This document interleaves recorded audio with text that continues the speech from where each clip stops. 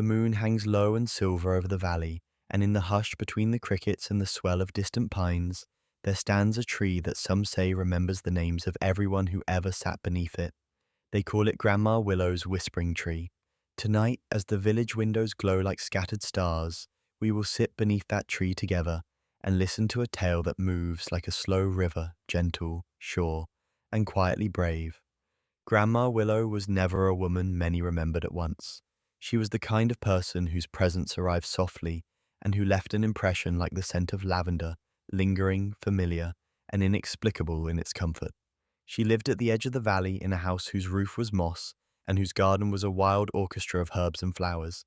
She listened to people the way other people listened to music, not merely hearing the notes, but understanding what the silence between them meant. When her hair silvered and her hands slowed, she planted a willow sapling outside her door.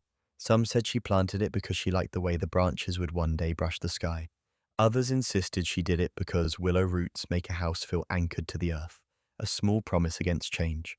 The tree grew as trees do, quietly patient, devoted to the slow business of becoming more. Over the years, its branches lengthened into curtains of leaves that shivered with the softest wind. Children learned to read by its shade, lovers carved initials into the bark and forgot them decades later, and men who had once believed themselves unsteady found steadiness in the hush it offered. Grandma Willow, living longer than many expected, grew older beneath the roof and the willow's shadow.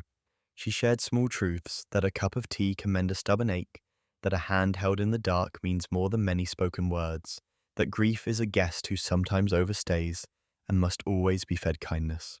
When Grandma Willow passed, the village moved through mourning like through a fog. They placed flowers, they said prayers, and then, in the tender aftermath, the willow began to do something the children swore was magic.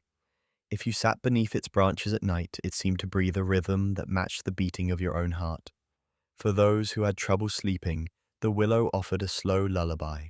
For those who carried fresh grief, it lowered the weight as if by slow, patient subtraction. People began to call it Whispering Tree because when the wind threaded through its leaves, it sounded less like wind and more like words, soft fragments of counsel, fragments that might have come from Grandma Willow herself. No one ever claimed the tree spoke with a voice that could be recorded or that rose above a whisper. Rather, it spoke precisely at the place where thought softens into feeling. It told no grand prophecies. It reminded you of small things. Breathe, taste the cool night air.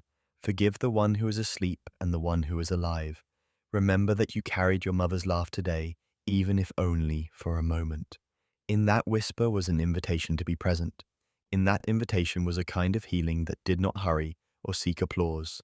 It simply made room. As years turned to decades, strangers found their way to the willow. A sailor once claimed he could navigate by the memory of its branches. A woman from the city said she learned to listen to wishes she had long dismissed. Children, who perhaps require less convincing, climbed the low limbs and told their scares and secrets to a tree too wise to repeat them. The willow kept all of it. It did not judge the confessions or catalogue them for later. It held them as a lake holds the moonlight without pretense or explanation. Perhaps the most remarkable thing about Grandma Willow's whispering tree is not any miracle it performs, but the way it asks nothing and gives everything.